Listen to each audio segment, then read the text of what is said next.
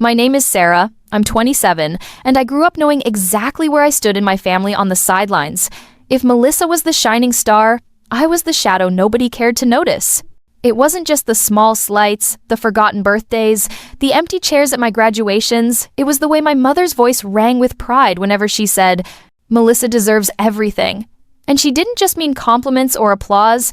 She meant the best clothes, the biggest room, the unshakable support I never received. The moment that sentence left her mouth, at a family gathering no less, I felt my stomach twist. Relatives nodded in agreement, some chuckled as if it was a universal truth. And I sat there, smiling weakly, trying not to let the burn behind my eyes spill into tears. Because what was I supposed to do? Stand up and shout that I mattered too? Melissa smirked across the table, basking in the attention, and Mom squeezed her hand like she was rewarding a prize student. The humiliation wasn't private. Neighbors and extended family saw it, heard it, and carried those whispers with them as if they were facts. I thought that night would be just another wound, one more scar to stack onto the rest. I thought I'd go home, cry quietly, and remind myself that invisibility had become my role. But I was wrong. Because just a few days later, we were all called together again. This time not for a party or a dinner. This time it was for the reading of my grandmother's will. And the words spoken in that room would shatter everything my parents thought they controlled. Growing up, I learned early what role I was expected to play in my family. If Melissa was the sun, I was the shadow. My parents made it clear without ever saying the words outright. She was their pride, their hope, their golden child. I was simply there, a background character in my own home. When relatives visited, my mom would beam with pride as she listed Melissa's accomplishments, calling her beautiful, talented, graceful. If the conversation turned to me, my mom's voice always softened into something polite and empty. "Sarah's responsible," she would say, as if that was the only word she could ever attach to me. It wasn't praise, it was a label dull, forgettable, uninspiring.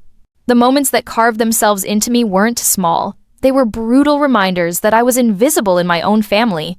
On my 16th birthday, I came downstairs with a hopeful heart. I thought maybe that year things would be different, that I'd get a cake with my name on it, maybe even a smile that felt genuine. Instead, I stopped in my tracks when I saw my mother setting a cake on the table that read, "Happy 13th, Melissa."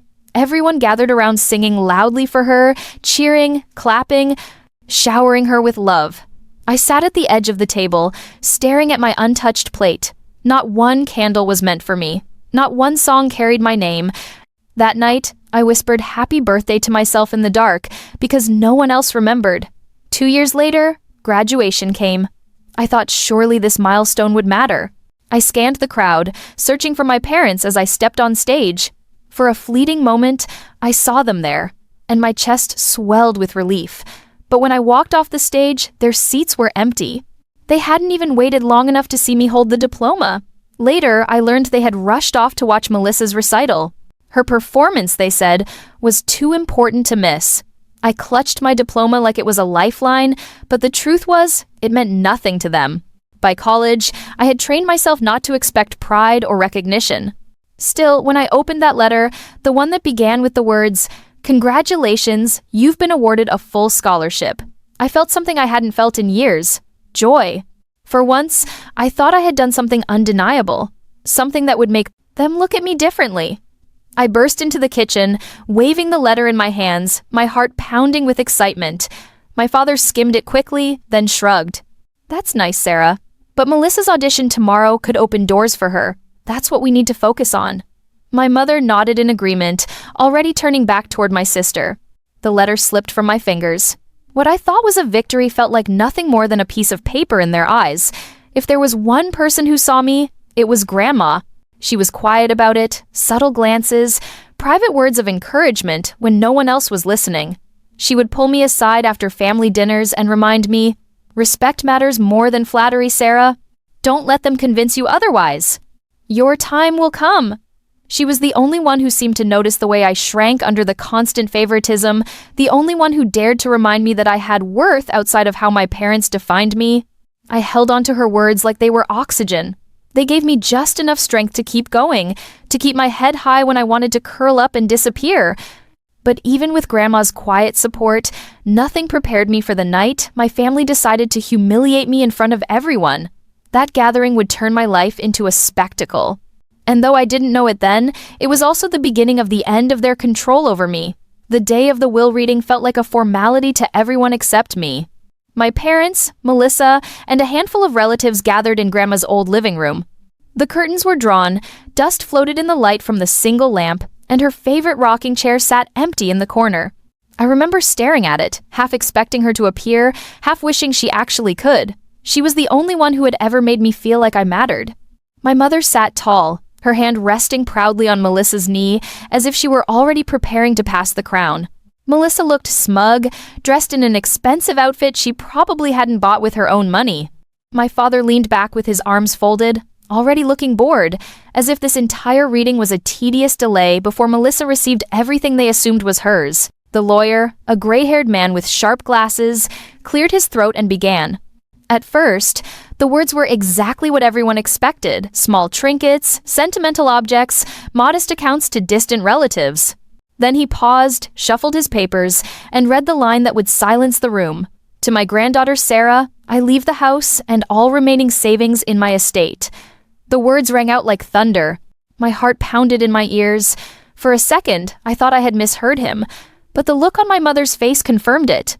Her eyes widened, then narrowed into a glare sharp enough to cut glass. Melissa's jaw dropped, her painted smile evaporating. My father sat forward for the first time, his face flushing red. "Excuse me?" my mother said, her voice cracking. "Could you repeat that?" The lawyer calmly repeated it, word for word. Melissa's voice broke next. "That's not fair. Grandma loved me. She always said I was special. She wouldn't do this." I sat frozen, my hands clenched so tightly in my lap that my nails dug crescents into my palms. I wanted to smile, to laugh, to cry, but all I could do was sit there, stunned.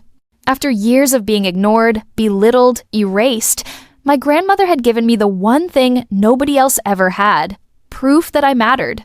My mother shot to her feet, her finger stabbing toward the lawyer. There has to be some mistake. She must have been confused. Sarah doesn't deserve this. Melissa is the one who carried her legacy. She's the one who deserves everything. Her words burned, but they didn't surprise me. They were just louder versions of what she'd been saying my whole life. What surprised me was how calm the lawyer remained. He adjusted his glasses and said, "Your mother's wishes were made clear, and her documents were notarized and legally binding. There is no mistake." The room erupted. My father muttered curses under his breath. Melissa broke into angry tears, and my mother paced the floor like a storm. I sat quietly, my grandmother's words echoing in my mind. "Respect matters more than flattery. Your time will come." I had expected nothing. I had braced myself for more humiliation. Instead, I had been given the very thing my parents thought Melissa was entitled to: the house, the savings, the security. Melissa turned on me, her voice shrill. "This is your fault.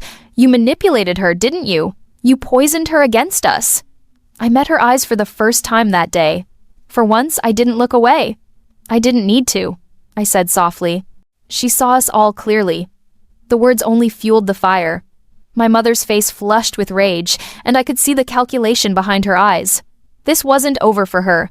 She would never let me walk away with what she believed belonged to her favorite child. As the lawyer packed up his papers, my parents whispered furiously among themselves, shooting me looks that were equal parts hatred and panic. Melissa sulked beside them, wiping tears dramatically as if she were the victim of some great injustice. I should have felt triumphant, but instead, I felt uneasy. Because deep down, I knew my family well enough to understand what would come next. They weren't going to accept this. They weren't going to let me quietly walk away with Grandma's legacy. And I was right. When the next family gathering came, they staged an ambush so public, so humiliating, that it made every birthday, every graduation, every ignored achievement feel small in comparison. The next family gathering was dressed up as a celebration, but I knew better. My parents invited cousins, uncles, neighbors, even church friends. Long tables were set up in the community hall, strung with cheap lights and lined with food dishes. It looked festive, but underneath the decorations was tension so thick I could almost taste it. I walked in quietly, clutching the strap of my bag like it was a lifeline. Conversations hushed as people noticed me, then picked up again in low murmurs. Some smiled politely, others gave me looks that felt more like judgment. I could see Melissa at the center of it all, glowing in a red dress, her laughter sharp and rehearsed. My mother hovered close beside her, whispering to relatives and nodding toward me as if she were passing around a secret. When it was time for speeches, my father tapped his glass, his voice booming. Family is everything. Tonight, we're here not just to celebrate togetherness, but to reaffirm our values. He glanced at me briefly, then looked away. My mother took over, her tone sweet but edged with steel. As you all know, my dear mother left certain things behind, but in this family, we believe in fairness. We believe Melissa deserves what was given because she has always been the one carrying the torch. The crowd clapped. Not all of them, but enough to sting. My stomach nodded. I knew exactly where this was going. "Sarah," my mom called, her smile wide and false. "Why don't you come forward? We have some papers ready so you can do the right thing." Gasps rippled through the room as a manila folder was placed on the table, papers peeking out. My parents had arranged this entire event to corner me publicly, to force me into giving up Grandma's inheritance. My throat went dry, my palms damp. Every eye in the room turned to me, waiting. Melissa stepped closer, her smirk returning. "It's not a big deal, Sarah. Just sign. Everyone knows it belongs to me anyway. Don't embarrass yourself." The pressure was suffocating. Relatives murmured, some urging me gently, others glaring as if I was being selfish. I tried to steady my voice. Grandma made her choice. The house and the savings are mine. The room froze for a beat. Then the storm began. My mother's face twisted, her voice rising. "How dare you defy your family like this? After everything we've done for you?" My father slammed his fist on the table, making the glasses rattle. "Ungrateful. You should be ashamed." I stood there, heart racing, trying not to tremble. And then it happened. Melissa, with her perfectly manicured nails and smug smile, raised her hand and slapped me. The sound cracked through the hall like a whip. My head jerked to the side, my cheek burning instantly. The room gasped, some people shouting, others falling into stunned silence. For a moment, time slowed. I tasted iron in my mouth, felt tears sting my eyes, but I refused to let them fall. Melissa stood tall, proud of herself, certain she had won. My mother didn't scold her. My father didn't stop her. Instead, they let the humiliation sit, like it was the punishment I deserved. I glanced around the room. People whispered, some pulling out their phones. And that's when I noticed it, a faint blinking red light in the corner, held by one of my cousins. My breath caught. Someone was recording. Whispers spread quickly. "She's streaming it. Is this live? Everyone's watching." Melissa didn't notice. She kept her hand raised, as if daring me to retaliate. My parents glared at me, waiting for me to crumble, waiting for me to beg forgiveness in front of the whole room. But instead, I stood still, my face throbbing, my voice steady when I finally spoke. "I will not sign those papers. Grandma trusted me for a reason, and no amount of shouting or slapping or bullying will change that." The hall fell into a heavy silence. I could hear the buzz of the fluorescent lights, the shuffle of shoes, the uncomfortable cough of an uncle in the back. Melissa's smugness faltered, just a little, as she realized her victory wasn't complete. But she didn't know the truth. None of them did. That blinking red dot wasn't just recording, it was live. The humiliation they thought they had crafted for me was already spilling beyond those walls. And in that moment, for the first time, I didn't feel powerless, because they had no idea who was watching. The slap still rang in my ears, but it wasn't the sting on my cheek that stuck with me. It was the sudden shift in the room, the realization that something bigger was happening. I kept my eyes on Melissa's face, her triumphant smirk, while in my peripheral vision, the faint blinking red light pulsed like a heartbeat. Someone was recording. And not just recording, I caught the whispers. "It's live. People are already seeing this." At first, I thought it might just be a handful of friends online, but then more whispers spread across the tables. Phones buzzed, heads bent down, eyes widened. Aunts, cousins, even neighbors began whispering that the stream was public. The humiliation my family had carefully staged wasn't confined to this hall anymore. It was spilling out into the digital world, piece by piece, comment by comment. Melissa, still basking in her performance, didn't notice. She leaned closer, her voice dripping with venom. "You can stand there all high and mighty, Sarah, but everyone knows you don't belong. Sign the papers. Give me what's mine before you embarrass yourself further." I wanted to laugh at the irony. She didn't realize she was the one being exposed, her cruelty preserved forever in pixels. But I stayed calm. That was my strength now. Calmness in the middle of the storm. My father slid the folder toward me with force, his jaw tight. "You'll do as your mother says. You'll sign it. You won't shame us like this." I looked down at the papers. Legal transfer forms, already filled in, with a blank space for my signature. They had prepared everything, not just emotionally, but legally, as if I were nothing more than an obstacle in their grand plan to secure Melissa's future. "I'm not signing," I said, louder this time, my voice cutting through the murmurs. Grandma's will was clear, her decision is final. The crowd buzzed, some nodding quietly in approval, others shaking their heads. My mother's face twisted into fury, her voice rising to a pitch that bordered on shrieking. "You selfish, ungrateful girl! After all we've sacrificed, this is how you repay us?" Sacrificed? The word nearly broke me. What exactly had they ever sacrificed for me? My birthdays? My graduation? My dignity? I almost laughed, but I bit it back. Melissa, frustrated by my refusal, shoved the papers against my chest. "You'll regret this, Sarah. You think anyone will side with you? Everyone knows I was the chosen one." And then it happened, someone shouted from the back of the room. "It's streaming!" Heads whipped around, phones lit up, and the hush that fell was deafening. All at once, the crowd realized they weren't just witnesses, they were participants in a scene being broadcast to anyone with a connection. The blinking red dot wasn't just a detail anymore. It was the center of the storm. Melissa's smirk faltered, just slightly, when she finally noticed the camera. "Turn that off!" she barked, her voice trembling. But the cousin holding the phone didn't move. The red light kept blinking. My mother lunged forward, her hand grasping at air as if she could erase the moment before it spread any further. But it was already too late. People outside this hall were watching, commenting, judging. For once, it wasn't me standing small in the shadows, it was them, exposed for the world to see. I stood straighter, ignoring the sting on my cheek, the folder slipping from my hands to the floor. "If you think this is humiliating me," I said slowly, "you're wrong. You've only shown everyone who you really are." Gasps rippled again, and this time they weren't directed at me. They were directed at my mother's twisted expression, at Melissa's panic, at my father's clenched fists.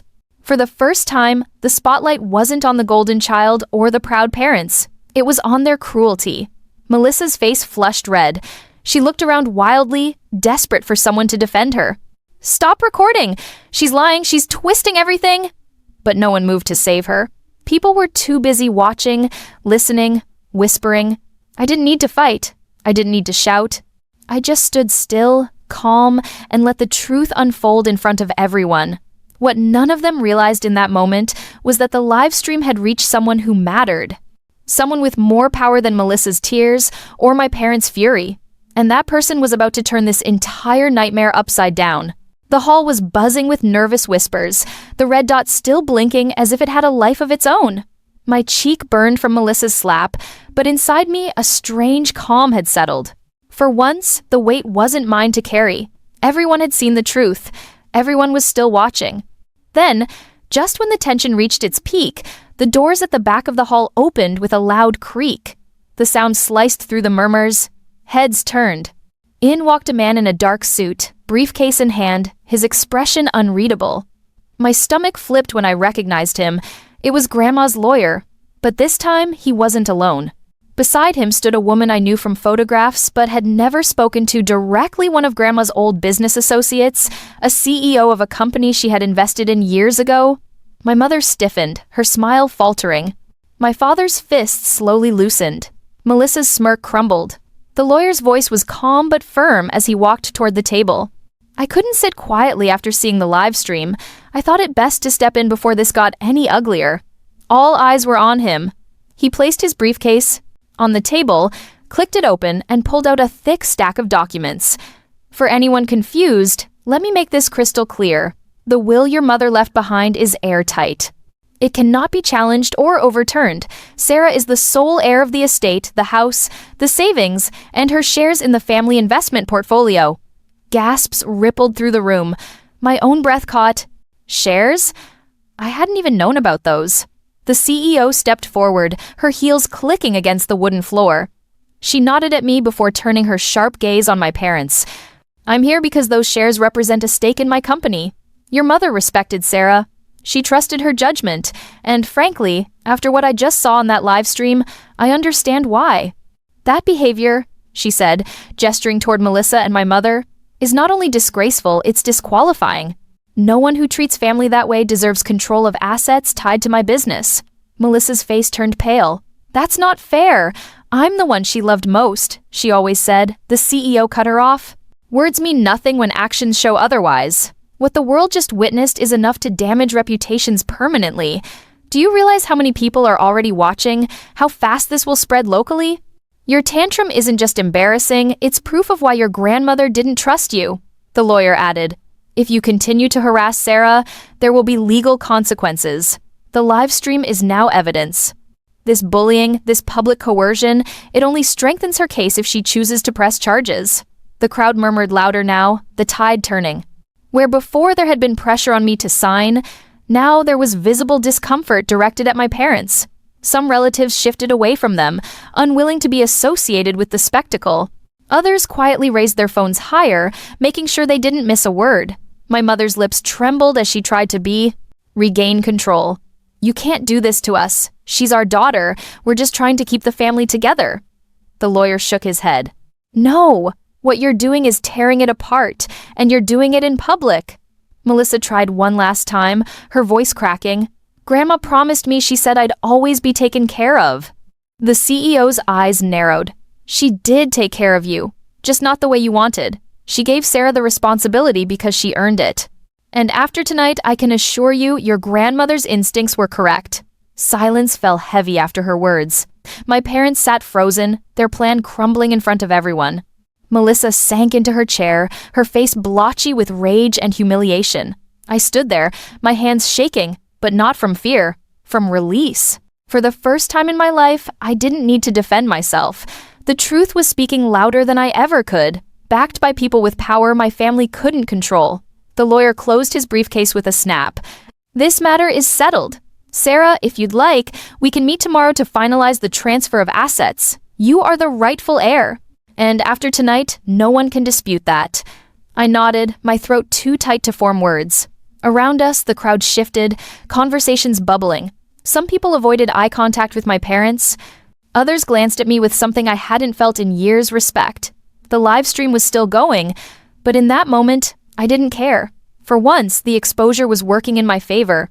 For once, the world saw not the invisible, unwanted daughter, but the one who had endured, who had stood her ground, who had finally been vindicated. And deep down, I knew this was only the beginning. The fallout from tonight would ripple far beyond these walls, and my family would finally feel the consequences of every cruel choice they had made. The hall emptied slowly that night, but the whispers never stopped. People avoided eye contact with my parents, and those who did look their way wore expressions of judgment instead of admiration. I walked out alone, my cheeks still sore from Melissa's slap, but inside me, something had shifted. For once, I wasn't the one hanging my head. By the next morning, the live stream had already done its damage. It hadn't gone viral in the sense of millions watching, but it had reached exactly the people who mattered most: the community. Neighbors shared it in group chats, cousins replayed it, and even people from our church began passing it around.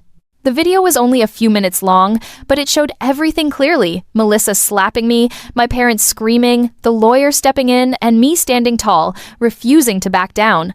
I never needed to tell my side. The footage told it for me. Melissa was the first to crumble. She strutted through life believing she was untouchable, but suddenly, she wasn't. At her university, the slap video spread like wildfire. Professors saw it, classmates whispered about it, and the department chair called her in for a formal conversation about behavior unbecoming of a scholarship recipient. Within a week, her scholarship was placed under review. A few days later, it was gone. The very thing she had flaunted for years, being the star, the promising one, evaporated. She tried to blame me, calling me manipulative, saying I had set her up. But nobody believed her. The video spoke louder than her excuses. My mother faced a different kind of backlash. She thrived on reputation, on being the gracious hostess, the proud parent, the pillar of family values. That image shattered overnight. At the grocery store, women she once gossiped with avoided her aisle. At church, whispers followed her down the pews. Her closest friend told her bluntly, "We saw the way you treated Sarah. It was shameful." Invitations stopped arriving, and slowly, she went from center stage to being the woman people crossed the track to street to avoid.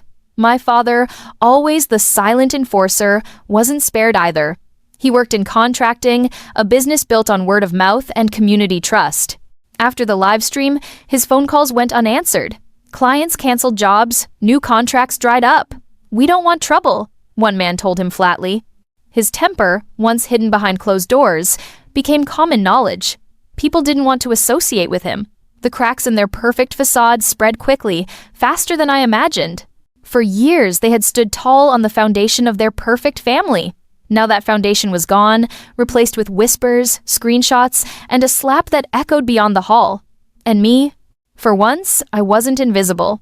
The lawyer met with me the next day, papers neatly stacked on his desk. "It's yours," he said simply, sliding the documents across. "The house, the savings, and yes, the shares. Your grandmother trusted you, Sarah. She saw you clearly." I signed with a steady hand. The pen didn't shake. For so long, I had been treated like I was temporary, like everything I touched would eventually be handed to Melissa. Now, the ink on those papers proved otherwise. Moving into Grandma's house was bittersweet. Her scent still lingered in the curtains, her teacups lined the shelves, her garden bloomed in the backyard. Every room reminded me of the one person who had loved me without condition. I spent nights sitting in her rocking chair, feeling the wood creak beneath me, hearing her words in my memory. "Respect matters more than flattery. Your time will come." Neighbors began stopping by, some shyly, some boldly.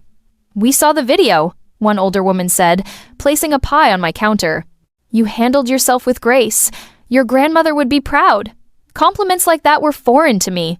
At first, I didn't know how to respond, but slowly I started to believe them. Meanwhile, Melissa spiraled. She posted rants online, blaming me for ruining her life. She cried in videos, begging for sympathy.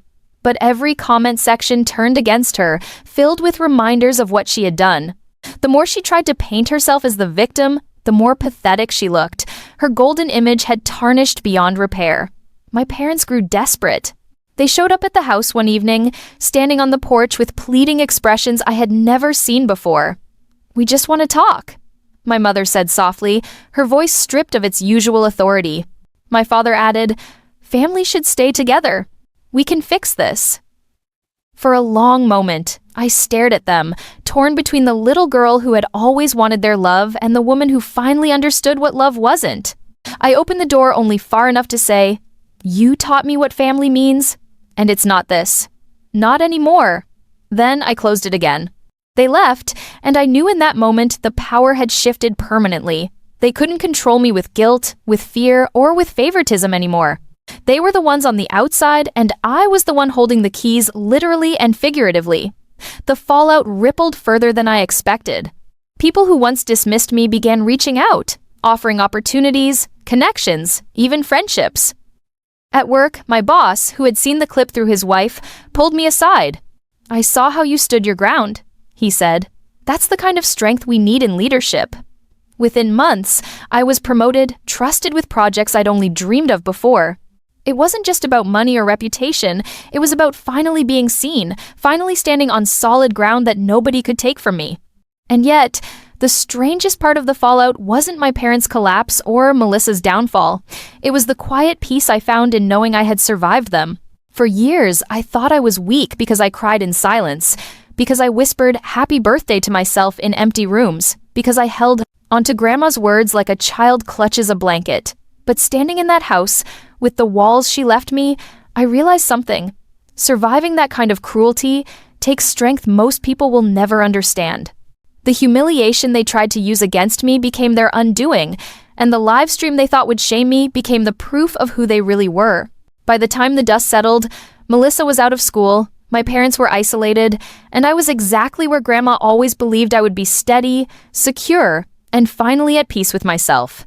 But the scars were still there. Every laugh at my expense, every dismissal, every slap still lingered in memory. Only now, they weren't chains. They were reminders of what I had overcome. And that, more than anything, was the fallout my family never expected. That the girl they had tried to erase was the one who walked away whole. Sitting in Grandma's rocking chair months later, I finally understood what peace felt like. The house no longer echoed with silence. It carried warmth, even in her absence. The garden she once tended bloomed under my care, and sometimes when the wind rustled the leaves, I swore I could hear her voice reminding me, "Respect matters more than flattery. Your time will come." She had been right. My time did come, not with applause or grand celebrations, but with clarity. I wasn't invisible anymore, not because I forced people to see me, but because I stood firm when it mattered most. The girl who whispered "happy birthday" to herself had grown into a woman who no longer needed her family's approval to feel whole. I wish I could say reconciliation came easily. It didn't. My parents still hover at the edges of my life, sometimes sending messages about family unity, sometimes knocking on my door with forced smiles. But the truth is, I don't owe them forgiveness. Blood ties don't erase years of neglect, cruelty, and humiliation. And Melissa? She drifts between bitterness and silence, still convinced she was robbed of something that was never hers to begin with. Do I hate them? No. Hate would mean they still had power over me. What I feel now is distance, a protective barrier between their chaos and my peace. What I learned through all of this is simple but hard. Family isn't defined by last names or genetics. Family is defined by respect, by love freely given, by people who stand beside you even when the world doesn't. Grandma was my family. The lawyer who defended me, the CEO who spoke truth, even the neighbors who showed up at my door with kindness, they are family. My parents, my sister, they were just people I grew up with. The scars remain. I can still feel the sting of Melissa's slap when I think about that night, still hear my mother's voice calling me ungrateful, still remember the way my father's silence weighed heavier than words. But those scars don't define me anymore. They remind me that I endured, that I survived, that I stood tall when it would have been easier to bow my head. And maybe that's the real inheritance. Grandma left me not just the house, not just the savings or the shares, but the courage to claim my worth in a world determined to strip it away. When I tell people my story now, I see the recognition in their eyes. Some nod silently, others share their own wounds, parents who never believed in them, siblings who stole their spotlight, families who made them feel small. And I tell them what I've learned. Blood doesn't make you family, respect does. Because in the end, peace is non-negotiable. I choose peace now every single day. Peace in the home I tend, peace in the friendships I nurture, peace in the quiet moments where I sit in Grandma's chair and thank her for seeing me when no one else did. And if you've ever felt like the invisible one in your family, the scapegoat, the forgotten, the one who's always second best, hear me when I say this. Your worth isn't theirs to give, and it isn't theirs to take away. You carry it inside you, waiting for the moment you finally see it for yourself. That moment came for me the day Grandma's will was read aloud. And now I live every day knowing that the person they tried to erase is the one who won.